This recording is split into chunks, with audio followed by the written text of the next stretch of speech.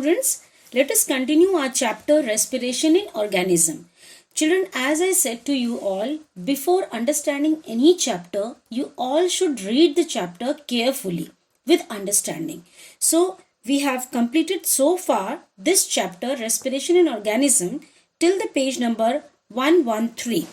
So, today we will discuss the activity number 10.5. Children, you can go through the page 113 textbook of science for class 7th. Okay. So children, let us understand the activity number 10.5. In this activity, what you have to do?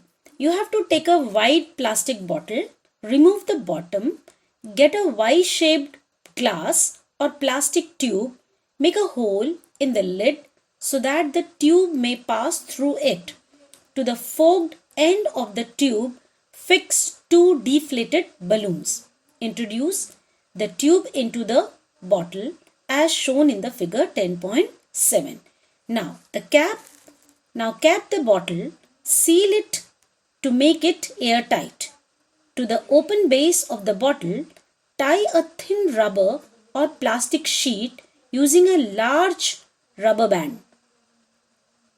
बच्चों, इस activity में आपको एक bottle लेनी है और बच्चों आपको बता दूं कि इस एक्टिविटी में आपको ब्रीदिंग के मैकेनिज्म को समझने के लिए एक एक्टिविटी को करना है. एक आप प्लास्टिक बॉटल देंगे. Just go to the page number figure number 10.7. ये देखिए figure number 10.7. In this activity in this figure you can see that there is a bottle और इस बॉटल के अंदर हमने बीच में एक ऐसी ट्यूब या पाइप ली है जिसके दो एंड्स जो हैं उनके ऊपर हमने बलून लगाया है और उसका जो ओपन जो स्ट्रॉ या जो पाइप है उसको हमने बॉटल के मुंह से बाहर निकाला है और अब हमने उसको एक कॉर्क की सहायता से फिक्स कर दिया है. हम इस बॉटल का जो बॉटम है उसको कट कर देंगे और कट करने के बाद वहां पर एक थिन शीट जो है रबर की लगा देंगे. आप देख सकते हैं इस फिगर में किस तरह से प्लास्टिक की बॉटल को के अंदर एक स्ट्रॉ को डाला गया है और उसके जो दो एंड्स हैं they were connected with this vertical pipe. उसके अंदर दो आप देख सकते हैं दो स्ट्रॉ दिखाई दे रहे हैं बेटा आपको. ये देखिए ये जो दो स्ट्रॉ दिखाई दे रहे हैं इनको इस वर्टिकल स्ट्रॉ के साथ अटैच किया गया है एंड देन इन दोनों ये जो आपकी जो ये यहाँ पे ये दिख रही है 2 और ये 1 नंबर की जो स्ट्रॉ है इस पर हम दो बलून्स को लगाएंगे. ठीक है. और हमने इस बॉटल के बॉटम को इस तरह से कट करके यहाँ पर एक रबर की शीट या बलून ही फिक्स कर दिया है. बलून मतलब रबर का, उसको कट करके आपको यहाँ पर रबर शीट लगानी है, फिर रबर बैंड से या किसी धागे से कस करके आपको बांध देना है. सो इस तरह से आप ये सेटअप ये मॉडल तैयार करेंगे to understand the mechanism of breathing. Okay. अब इसको हमको समझना है कि जब हम एयर इनहेल करते हैं तो आपके जो लंग्स हैं वो फूल जाते हैं. सो इनहेल करने के लिए आपको क्या करना है बेटा, ये जो रबर की जो शीट लगाई है इसको अपने हाथों से नीचे की ओर खींचना है. तो जब आप नीचे की ओर खींचेंगे तो इस स्ट्रॉ के अंदर या इस पाइप के अंदर यहाँ से एयर जो है एंटर करेगी. Okay. And this air will goes to both the balloons. ये जो बलून नंबर 1 है और बलून नंबर 2 है इसके अंदर वो एंटर करेगी. सो आप इस रबर शीट को एज अ डायफ्राम मान सकते हैं और इन दो बलून्स को B1 B2 को आप आपके लंग्स समझ सकते हैं. So when you stretch this rubber sheet towards the downward then what happens, यानी यही क्रिया जो है यही मैकेनिज्म जो है हमारे बॉडी के अंदर होता है. सो हमारा डायफ्राम नीचे की ओर जब जाता है तो हमारे लंग्स में एयर रश करती है या प्रवेश करती है. Okay. So you can see that air rushes into the lungs when we stretch the rubber sheet which is acting as diaphragm towards when it is pulled down. Okay. So this is how your lungs gets inflated when air goes inside to them. Okay. Now to understand the exhalation or जब हम आप air को बाहर निकालते हैं तब क्या होता है। सो अब आपको क्या करना है, लुक एट द फिगर, इसी फिगर का ये जो दूसरा वाला डायग्राम है इसको देखिए। अब आपने रबर जो शीट है उसको आपने अंदर की ओर इस तरह से पुश किया। So what will happen, the air which is present inside this bottle, okay, और इस ये जो दो बलून्स आपके फूले हुए थे, इन बलून्स के अंदर जो एयर थी, जब आपने इसको पुश किया, रबर शीट को ऊपर की ओर पुश किया, तो उसमें से एयर जो है स्ट्रॉ के माध्यम से बाहर निकल गई, यानी आपने एक्सेल कर दिया, you have exhaled out the air. Okay, so यहाँ पर आप देखिए कि जो रबर शीट है बेटा वो ऊपर की तरफ गई। Again, I'm repeating this. This rubber sheet is acting as diaphragm.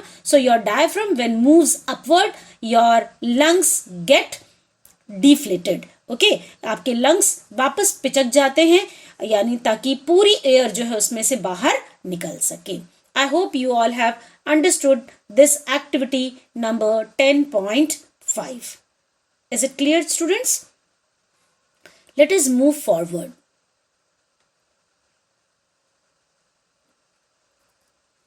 So this is, everything is explained here. To understand the expansion of the lungs, pull the rubber sheet from the base downward and watch the balloons. Next, push the rubber or plastic sheet up and observe the balloons. Did you see any change in the balloons? So you will definitely notice the change in the balloon, that when you inhale the air, lungs gets inflated or balloons get inflated, and when you exhale the air, when the diaphragm or the plastic sheet is moved upward, then the balloons are deflated. balloons जो हैं उनमें से air बाहर निकल जाती है. So you definitely see the changes in the balloon. Okay. Now you should be able to explain the mechanism of breathing by using this model. Okay, children. Let us move forward. So our next topic is, that is 10.4. What do we breathe out? Again, for this you have to perform one activity, that is activity number 10.6. अब यहाँ पर हमें क्या करना है, आपको एक test tube लेनी है बेटा, या फिर बॉटल ले सकते हैं, और इसके अंदर make a hole in its lid and fix it on the bottle. Now pour some freshly prepared lime water. Children, आपको पता होना चाहिए लाइम वाटर क्या होता है. लाइम वाटर, जिसे हम हिंदी में चूने का पानी कहते हैं, आपने इसको कॉमनली देखा होगा जब घर की पुताई होती है, जब हम घर पर की दीवारों पर चूने की पुताई करते हैं, तो चूने में हम जब वाटर को ऐड करते हैं और उसको स्टर करते हैं, so after some time you notice that bubbles comes out and the temperature of the container also rises, right, and कुछ समय के बाद आपको चूना जो है नीचे की ओर दिखाई देता है और उसके ऊपर पानी दिखाई देता है. सो वो जो पानी है बेटा, वो जो वाटर आपको दिखाई दे रहा है, that is nothing but the lime water.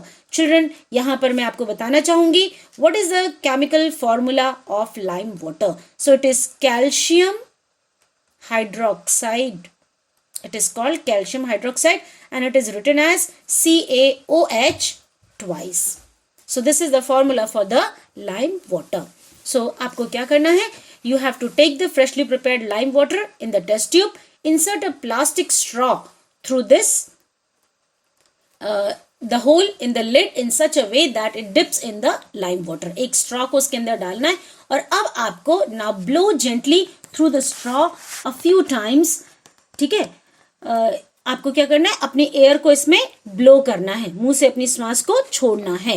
Is there any change in the appearance of lime water? क्या आपको इस लाइम वाटर में कोई चेंज दिखाई देता? Definitely you will see the change in this lime water. बच्चों, आपने पढ़ा था चैप्टर नंबर 6 में कि when carbon dioxide is passed into lime water, it appears और it turns milky. So the same change you will see in this lime water. So your lime water turns milky when you exhale air into it. So when you exhale, so some gas goes into that lime water and this gas reacts with lime water to make it, to turn it milky in color. Okay. So you are aware that air we inhale or exhale is a mixture of gases. What do we exhale? हम क्या बाहर छोड़ते हैं? Do we exhale only carbon dioxide or mixture of gases along with it? Okay क्या हम सिर्फ carbon dioxide छोड़ते हैं या कुछ और गैसेस भी बाहर छोड़ते हैं? You must have also observe that if you exhale on a mirror a film of moisture appears on its surface. From where do these droplets come? Definitely आप सभी ने इस एक्टिविटी को या इसको ऑब्जर्व किया होगा जब आप एवरी मॉर्निंग मिरर के सामने ब्रशिंग करते हैं. सो ब्रशिंग करने के बाद you must have done this thing कि हम श्वास जो है बाहर छोड़ते हैं मिरर के ऊपर and we find a fog. एक मॉइस्चर जैसा लेयर जो है आपको मिरर के ऊपर दिखाई देता है जो कुछ समय के बाद वैनिश हो जाता है. So have you ever thought what this moisture is? It is nothing but the water vapor. Okay, so these droplets, they come out from your exhale from your mouth from the along with the exhaled air. Okay, so Bujo wants to know how much air a person can hold in the lungs. Bujo जानना चाहता है कि हमारे lungs में कितनी air जो है समा सकती है. ठीक है, children look into this blue box. यहाँ पर आपको बताया गया है कि breathe for better life. So regular traditional breathing exercise that is called pranayama can increase the capacity of lungs to take in more air. Thus, more oxygen can be supplied to the body cells resulting in release of more energy. आप सभी ने योगा देखा होगा बेटा, definitely आपके teachers ने, जो आपके योगा टीचर हैं या जो पीटी टीचर्स हैं, उन्होंने आपको कभी ना कभी योगा में प्राणायाम करवाया होगा जिसमें हम ब्रीदिंग एक्सरसाइज करते हैं. सो वी इनहेल और हम बहुत स्लोली इनहेल करते हैं, इसी तरह से स्लोली हम एक्सेल करते हैं. सो दिस प्रैक्टिस या this exercise increases the capacity of your lungs to take in और to hold more amount of air into it. इस तरह से बहुत सारी वायु जब आपके लंग्स में प्रवेश करती है तो बहुत सारी ऑक्सीजन जो है आपके बॉडी सेल्स को सप्लाई की जा सकती है ताकि वो बहुत ज्यादा मात्रा में एनर्जी को रिलीज कर सकें. Okay, so I hope you all have understood this activity. So see in this figure 10.8 you can see the effect of exhaled air on lime water. So here you can see it has turned milky. ये आपको दूधिया रंग का दिखाई दे रहा होगा. ठीक है बेटा. So that was the what happened, why this lime water turned milky. As I told you, when lime water reacts with carbon dioxide, it forms a substance called calcium carbonate which is insoluble in water, right? So ये जो milkiness है it is all because of the calcium carbonate which is present in this solution. Okay children, so I hope with this we can conclude that this carbon dioxide is exhaled during the exhalation. Okay, so in this blue box you all can see the percentage of oxygen and carbon dioxide in inhaled air and exhaled air. बच्चों इस table को, ये table बहुत important है, so make the star mark over it. Usually it is asked in the exam कि what amount of oxygen is present in the inhaled air. So this is very common, we all understand. So हम इसका answer तो लिख पाते हैं कि that is 21% of oxygen is present in the inhaled air.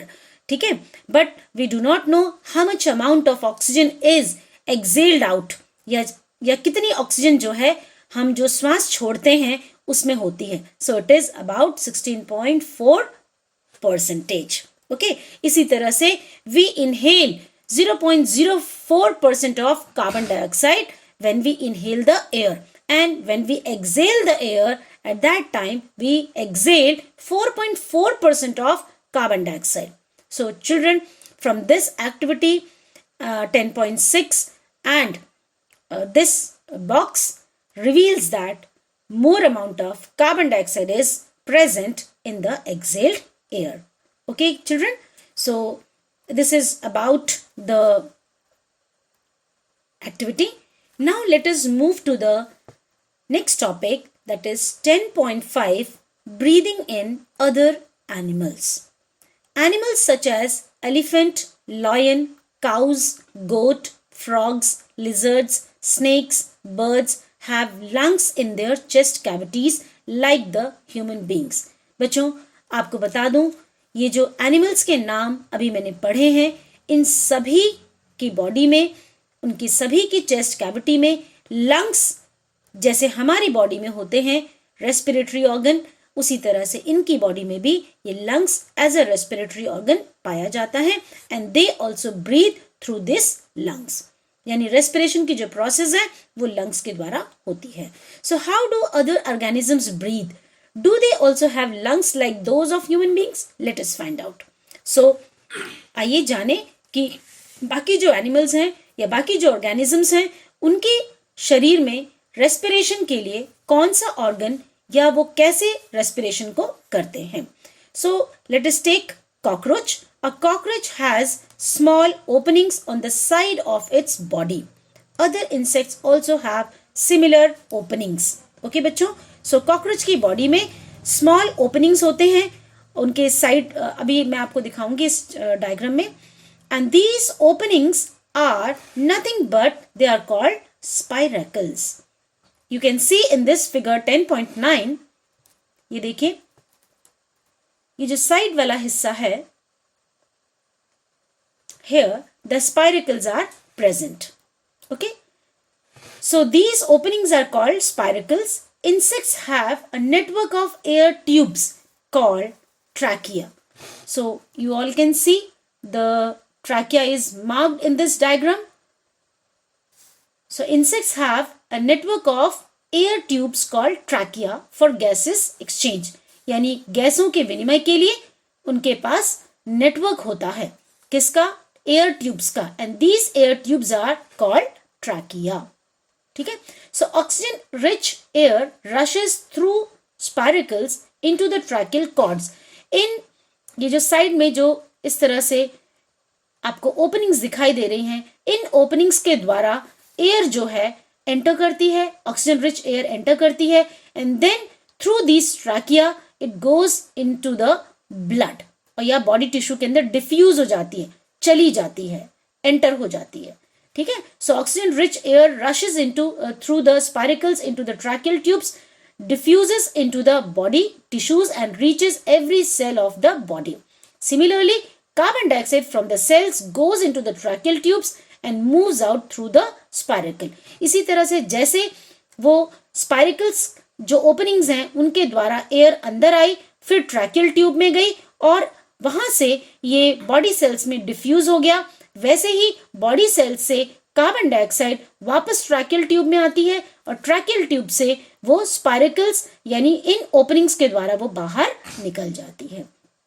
So this is how the respiration process occurs in the cockroaches. So similarly, carbon dioxide from the cells goes into the tracheal tube and moves out through spiracles. These air tubes or trachea are found only in insects, not in any other group of animals. So बच्चों यहाँ पर आपको याद रखना है कि spiracles और tracheal tubes जो हैं they are found only in the insects. Let us understand how earthworm respires. Recall from chapter number 9 of class 6 that earthworms breathe through their skin. आपने क्लास 6 में चैप्टर नंबर 9 में पढ़ा था कि जो अर्थवर्म्स होते हैं वो अपनी गीली या नमी युक्त त्वचा के द्वारा रेस्पिरेशन की क्रिया को करते हैं. So the skin of an earthworm feels moist and slimy on touching. तो जब कभी किसी को मौका लगा होगा अर्थवर्म की स्किन को टच करने का तो वो बहुत गीली गीली सी और चिकनी चिकनी लगती है. So gases can easily pass through them. और इन्हीं के द्वारा, इसी नमी युक्त त्वचा के द्वारा जो वायु है, वायु में उपस्थित जो ऑक्सीजन है वो उनकी बॉडी में चली जाती है. सो दो frogs have a pair of lungs like human beings, they can also breathe through their skin which is moist and slippery. Children, यहाँ पर आपको समझना है कि frog जो है उसके पास lungs होते हैं बट lungs के साथ साथ वो अपनी नमी युक्त त्वचा से भी ब्रीदिंग कर सकता है. आप सभी जानते हैं कि फ्रॉग जो है एम्फीबियन कैटेगरी का एनिमल है और एम्फीबियंस वो होते हैं जो लैंड और वाटर दोनों में रहते हैं. So when frog is inside water, at that time it breathes or it respires using his moist skin, and when it is on land it respires through the lungs. Okay, so this is about the earthworm. So children, in next video we will learn breathing under water. Okay, so keep watching my videos. Watch the next video for breathing under water. Thank you so much for being with me.